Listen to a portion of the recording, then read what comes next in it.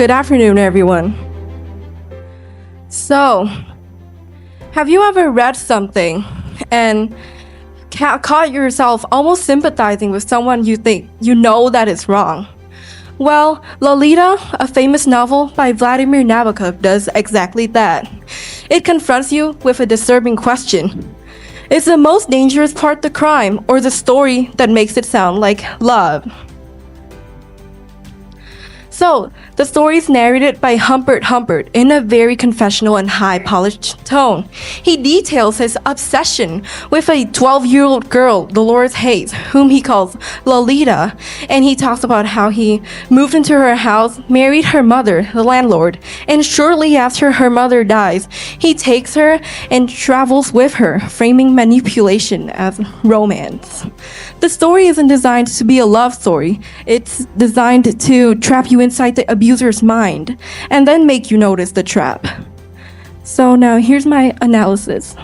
My first point is that Nabokov, Lolita is a story about how predators narrate themselves.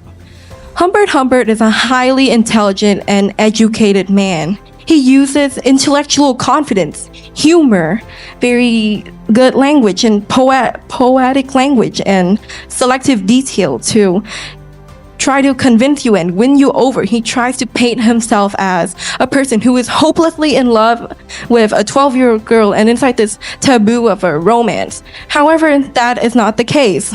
So the question is, can you separate beautiful style from moral truth? Now, you might ask me a question.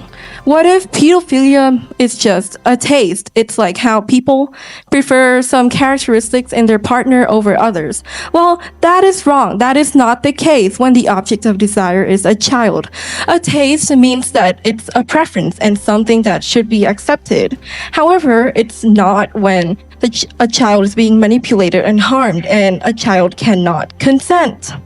I think a better way of framing it is as a mental illness, since it is internal and it's something they can't control.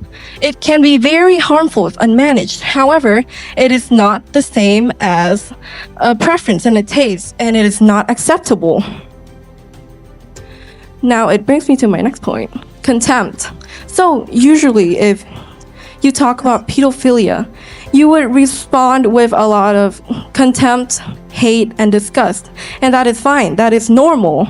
However, responding with hate and contempt will only lead these people with this mental disease further into secrecy, and secrecy will only make their problems worse.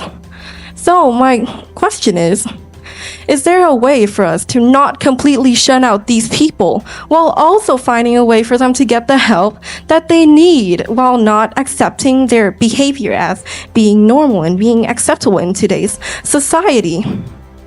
Speaking about society, I'll see some very uncomfortable double standards in how we idolize youth and beauty. Since historically marriage ages have been lower, people don't want to age. They prefer being young and being youthful, and they think being young is beautiful. And how men often prefer younger women. It is fine if the person is not a child, since these pedophiles, they thrive on manipulation and harm, and they like to harm these children who are vulnerable and easily swayed. So the line here is not that youth is attractive, it's power, harm, vulnerability, and manipulation. So the question is not where do we draw the line? It's what line do we draw to protect the vulnerable from being harmed? So my takeaway from Lolita isn't to soften our morals and to accept these people as just having a mental illness. It's that predators can use their language, their beautiful and poetic language, to hide harm and manipulation. And outside of the story, it pushes a further question. If we want less abuse and harm, do we punish the action after it has already been done? Or do we find a way to build systems to help these people get the support and help that they need to not do the harm in the first place?